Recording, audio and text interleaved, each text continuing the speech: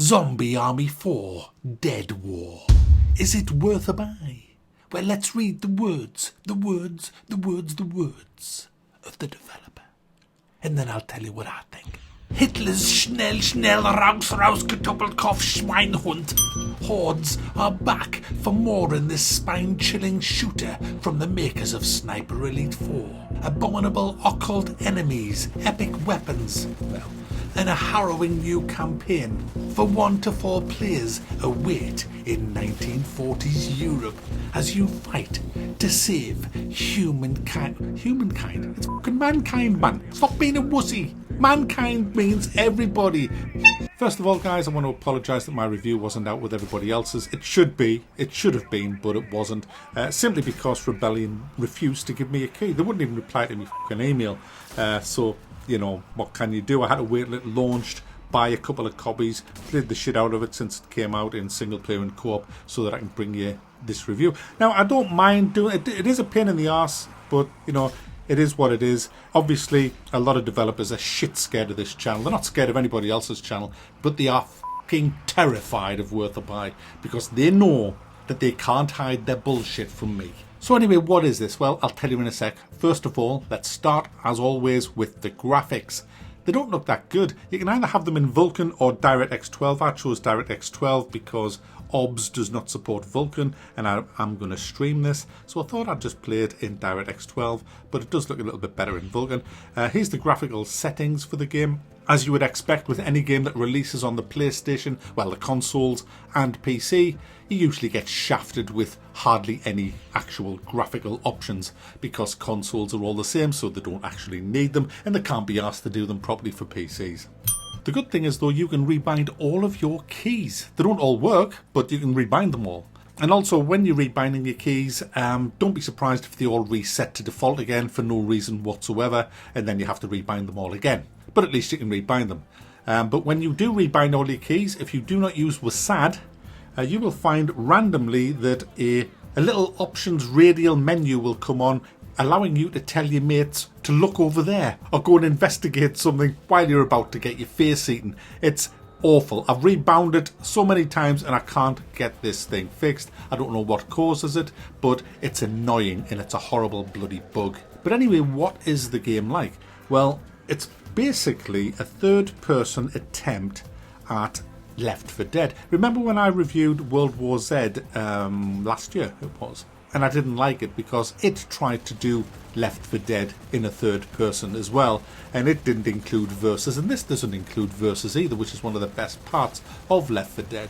I didn't like World War Z, but this is a lot better than World War Z. In fact, it is way better than World War Z in my opinion. So what's so good about this then? Is it as good as Left 4 Dead? No, it's not. I don't think it's as good as Left 4 Dead, simply because it lacks verses and it has third person, and a third person camera fucking sucks donkey's balls. It just does. You can see round corners with it, it gets in the fucking way when you're in tight places. It's just bullshit. Why would you want it? I don't know. Why do people want it? I don't fucking know. So you have to cope with that, right? Once you've coped with that, then what? Is it good? Get to it, Mac. Is it good? Is it good? Yes, it is. This game is a very fun, good game. I love it. I've been playing it now for a couple of days. I've tried it in single player, did about a third of the campaign in single player, found it nauseating, didn't enjoy it really. It's not that good in single player. This is all about co-op, and I haven't played it with more than 2 people. Unfortunately, nobody that I know wants to buy it because they're scared that they catch the pox because it's on the Epic Game Store. So I haven't had anybody else to play with other than people who say, your mom. But I don't want to play it with randoms, you know. So I'm just playing it in co-op with my girlfriend, and we are having so much damn fun. So what you get is you get a choice of 4 characters, unless you pre-order the game and go for the extra edition, where you'll get an extra gun as well, and you'll get 2 other characters. Off, please. I don't even want to go there. F that. Just don't. If you're going to buy this, buy the base version, guys. Just don't give them the fucking pleasure. Do you know what I'm saying? Just fucking don't. Don't encourage the cunts. Just don't. Tell them to go f themselves. If you're going to buy it, buy the base game. Stop buying these pre-order bullshit editions, you know what I mean? Because it just makes them do more, and they just take all the content out of the main game. So you select your character, then you select your starting weapons. You've got your 3 main weapons. You've got your pistols, your rifles, your machine guns, or if you want to swap out your machine gun, you can go for a shotgun instead. So choose whatever you want to do, then off you go into the game. And the story is, if you've been following these games, Hitler's kind of the dead's been resurrected for Hitler, and they're trying to take over the world, and you're trying to stop them, kind of thing. This game, the story is just irrelevant. All you want to know is where they are. Go best guess. Now, these zombies are shamblers, the best zombies. These are George A. Romero zombies. They're not the quick 28 days later bullshit zombies. These are the shamblers. There's nothing more horrific, guys, than 50 zombies shambling towards you. At first you think, yeah, in the head, ooh, in the head, ooh, in the spleen, ooh, yeah, I'm reloading, oh, you're getting a bit closer, but in the head, and shit, you get a little bit closer, you get, switch the shotgun, bam, oh shit, they're getting very close, shit.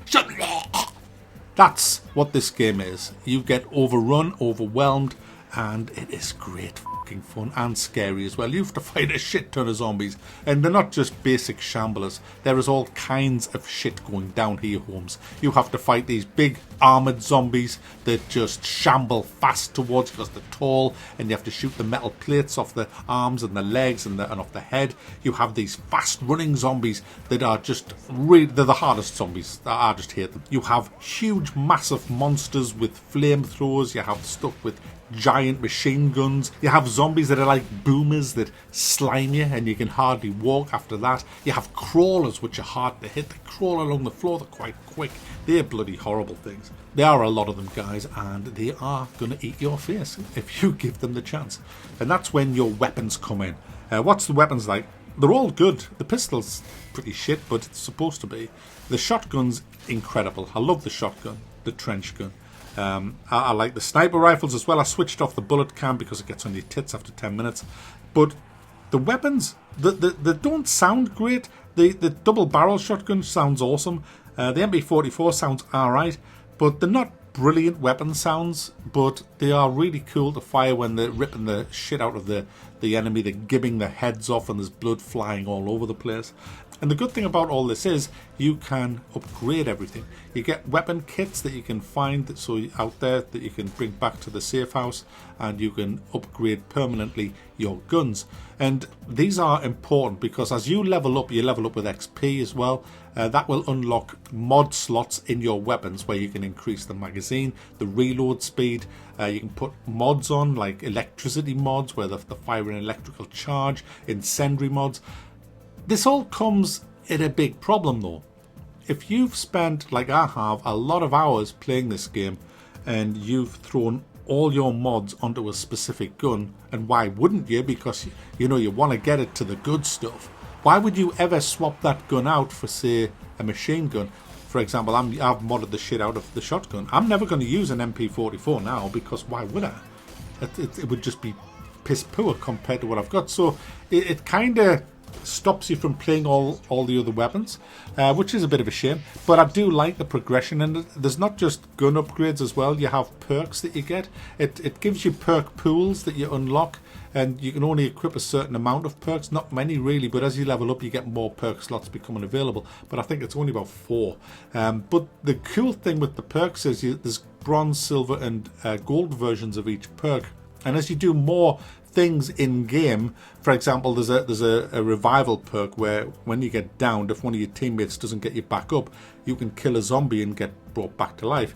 If you wait 6 seconds before you bleed out, you will unlock the next upgrade of that, which will allow you to do that twice in a level. So there's a grenade one as well that gives you more damage, and if you get 200 grenade kills you get even more damage. It's another perk. There's a perk that I absolutely love that gives me more ammo with the huge heavy machine guns that you can take off some of the monsters. So there's loads going on. There's absolutely loads. You also have a special mode on your weapons where if you do combos. A combo basically just means killing stuff fast, and the more stuff you kill, the faster you kill it, the more points you get, the more XP you get. But you will unlock these little wheels at the bottom center of your screen, and one of them is to be able to do a takedown, which are vitally important. It's a bit like Doom, the new Doom anyway. If you do a takedown, you will get health back off the enemy that you took it down, but you have to kill 10 enemies to be able to do a takedown, so you have to fill that little wheel up. And also the center wheel gives you your weapon a slowdown or a faster firing for a few seconds. So there's lots of stuff to actually do while you're actually shooting the enemies. There's just a lot of progression in this game. It's all mindless. I mean, there's nothing that takes a degree in astrophysics. It's all just mindless freaking shooting. But I just want to say this before I finish. The levels are very well designed. I really enjoy the levels. And as much as you can probably get through the game in 10 hours, we failed on a couple of the missions. We just got overwhelmed and killed. It's not an easy game. There's some parts of it really, really difficult. I mean, I don't know what it's like on the easy difficulty settings because I've never tried it, but it's really fun on medium and hard. It really is. And it also has replayability. It has a lot of replayability. There might only be 10, or I think there's 10 different missions on this, but you can play them in any order you want when you're playing it actually in co-op. You have to play it progressively in single player, but when you're playing co-op, you can just pick and choose whatever missions, or you can play the whole thing through if you want, which is what we're doing in co-op. But it has that replayability to come back, to find hidden secrets that you've missed, weapon upgrades that you might have missed, because there's lots of secrets hidden around on each level, and you'll want to go and collect them all, as well as the mods and perks that you get through just simply leveling up. Also worth noting is in co-op in this game, all your progress is saved. It's completely saved, which is very rare these days. Normally it's only the host that has it saved, but if you join somebody's game, every perk you get, every bit of XP you get will stay with your character. And when you join another game, you take all that with you, your level, your weapon mods and everything. So it's a great progress for everybody. There's also a horde mode as well, which is fun. I don't normally like horde modes, but this one is particularly good because the level that you're on expands as you get further and further into the different waves, and different guns is spawned and different weapon packs spawn further and further away, and you have to kind of take gambles to go and get them and find places to defend. And because you've got lots of different ways to defend, you've got trip mines and land mines, which I haven't really mentioned yet, along with many different types of grenades. Some grenades give you health back, some are electrically charged grenades, some are incendiary grenades, and all of these are in the main campaign as well. There's just a lot of fun and love gone into this game, and I'm going to thumb it up. It's definitely worth a buy. I know it's £40, but you're going to get £40 worth of fun out of it, just with the replayability and the different modes. So there you go, guys. Zombie Army 4 for me is definitely worth a buy.